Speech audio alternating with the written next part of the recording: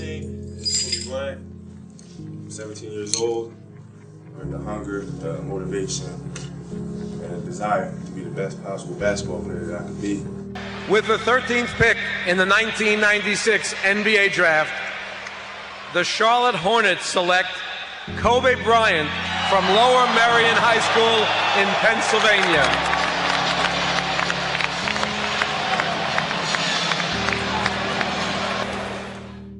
I had a purpose. I wanted to be one of the best basketball players to ever play.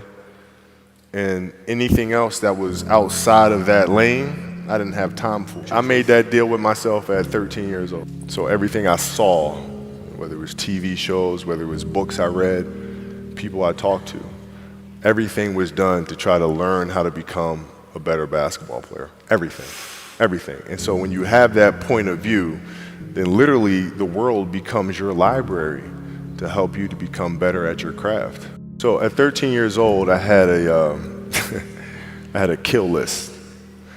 And so, you know, they used to do these rankings. It was Street and Smith basketball rankings. And I was nowhere to be found because I was like 6'4", scrawny, like 160 pounds soaking wet. So I was like 57 on the list. And so I will look at 56, 55, all the way up to number 1, who these players are, what club teams they played for. So when we go on an AAU travel circuit, I got to hunt them down, right? And so that became my mission in high school, is to check off every other person, all those 56 other names, hunt them down and knock them down. You know, you got to look at the reality of the situation. You know, like for me, it's not, you know, you kind of got to get over yourself. Like, it's not about you, man. Like, oh, okay, you feel embarrassed. You're not that important. Like, get over yourself. Yeah, that's where you go. Get over yourself, right? Like, you're worried about how people may perceive you, and like you're walking around and it's embarrassing because you shot 5 air balls. Get over yourself, right? And then after that, it's okay, well, why did those air balls happen? Got it. High school, year before, we played 35 games, max, right? Week in between, spaced out. Plenty of time to rest. In the NBA, it's back to back to back to back to back to back to back. I didn't have the legs. So you look at the shot, every shot was online. Every shot was online, but every shot was short. Right? I got to get stronger. I got to train differently. The weight training program that I'm doing, I got to tailor it for an 82-game season so that when the playoffs come around, my legs are stronger and that ball gets there. So I look at it with rationale. And say, okay, well, the reason why I shot air balls is because my legs aren't there. I go, well, next year they'll be there. That was it. Done. Done. So many guys tell stories about your work ethic. Yeah. What was really your work ethic like, and for how long did you stay disciplined?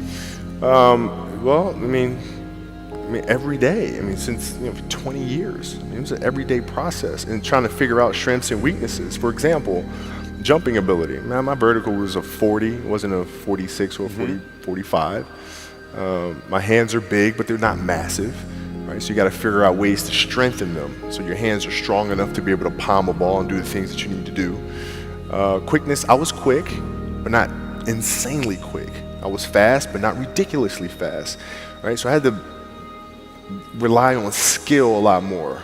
I had to rely on angles a lot more. I had to study the game a lot more. And but I enjoyed it though. So like from the time I can remember when I started watching the game, I studied the game, and it just never changed. Technical question here. Let's see how you can answer this. Who would Shaq be if he had your work ethic? He'd be the greatest of all time. If Shaq had your work ethic, he'd be the greatest of all time. Greatest of all time by a mile. Sure. He'd be the first to tell you that, for sure. I mean, this guy was a force like I have never seen. I mean, it was crazy.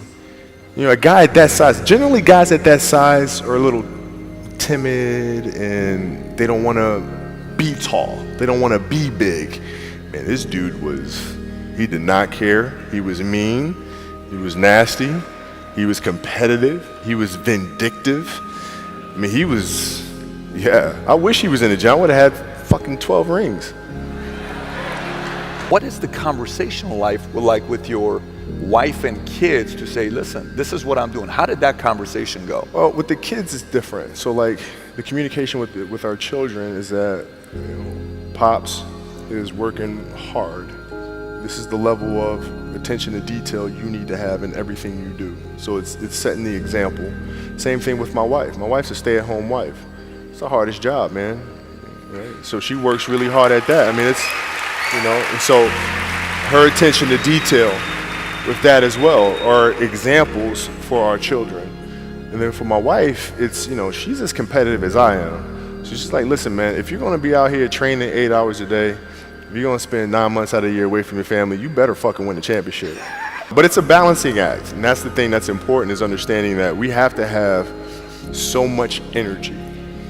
Because for like Natalia and Gianna when they were babies, especially Natalia because they're doing prime years, and I go to practice and I'd train and I'd play the game and I'd come home and I'd be sore and I'd be tired. And she wants to go swimming, she wants me to take her to the park, she wants to just jump on my back or whatever the case may be.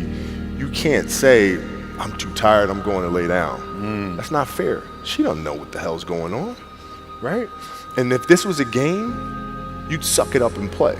I play games with the flu. I play games with 102-degree fever, man. Powerful. You can't do that. That is so powerful. Right? Man. You got to be on, man. No sleep. Is there a story where it's like, no one knows about, where you went and played a game and it was so insane for whatever reasons? No sleep. You played a game with zero sleep. Zero sleep. Zero sleep. It's like, kids, Natalia had a certain, health situation or what have you, and you're staying up all night, and then you got to go out and perform because fans don't know, teammates don't know, nor do they care, nor should they, that you've been up all night. You got to perform, right? And so you just got to go to work, man. You got a lot of people paying their hard-earned money to come watch you perform. It's your job to be in shape. It's your job to be strong enough to perform at that level every single night. And as a competitor, I'm not ducking shit. Like, it's not, oh my God, my back hurts, I'm sore, we got to play Vince Carter and Toronto Raptors tonight. We actually had this happen. We had a game against Toronto in 2000, and Vince was tearing the league up. My back was jacked. But like the perception of that, like, what? Kobe's missing the game against Toronto and Vince Carter because my back was really spasming. But people will be like, what? Oh, he's ducking Vince. Excuse me? No, I don't think so. So I would be in the layup line like, okay, there's a lot of days where you can rest and recover. Today ain't one of them. Your back can bother you any other day. That shit ain't bothering me today. Wow. He gonna have to see me today. Yeah. Amen. Yeah. You're playing against the Golden State Warriors. Score is 107-109. You guys are close to getting into the playoffs. You know exactly what happens in the game. You go up, you're about to take your shot, and then all of a sudden, boom, Achilles happens, right? He went and hit the free throws, and then you walked off the stage, and then you got the surgery done. How the hell do you tolerate that kind of pain? I use this. I tell this example, and I think this is the best way to explain it. You have a hamstring injury, you pull your hamstring really, really badly. You can barely walk, right? Let alone play anything. Soccer, basketball, volleyball, whatever it is. Can't do anything. Doctor tells you go home, sit up on the couch, rest your hammy, right? Stay off of it, don't get up, no sudden movements. You're at home, all of a sudden a fire breaks out in the home, right? Your kids are upstairs, wife is wherever she may be, shit's going down, right? I'm willing to bet that you're gonna forget about your hamstring, you're gonna sprint upstairs, you're gonna grab your kids, make sure your wife's good, you're getting out of that house, right? Hamstring be damned. You're not gonna feel your hamstring, right? And the reason is because the lives of your family are more important than the injury of your hamstring.